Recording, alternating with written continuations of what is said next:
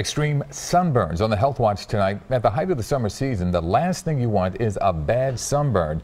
But it happens to all skin tones, and they can be dangerous. Health reporter Stephanie Stahl is here with one especially bad case. Yeah, when we saw this, it was like, whoo, man. You know, in spite of all the talk we do incessantly about the importance of sunscreen, millions of people still get sunburns, and most are minor. But doctors say getting too much sun around the water can be especially dangerous.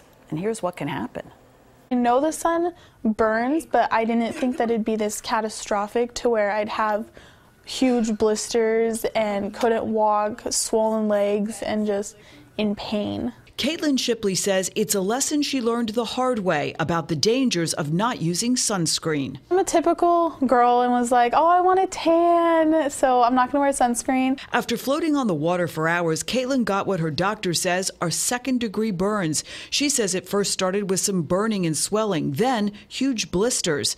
Doctors say being in or near water intensifies the dangers of ultraviolet UV light from the sun. Sunburns can occur on sunny days, on cloudy days. It's more common when you're in the water because of reflection. A recent study found white females who get 5 or more blistering sunburns between the ages of 15 and 20 have an 80% increased risk for melanoma, the most deadly form of skin cancer. Sunscreen may not be the cool thing, or it might not help you tan, but it'll help you in the long run, in like the day-to-day. Like I could barely get out of bed. Doctors recommend a broad-spectrum sunscreen SPF of at least 30. Covering up is a good idea, too. Next time I go floating, I don't care. I'm wearing pants and long-sleeve shirts.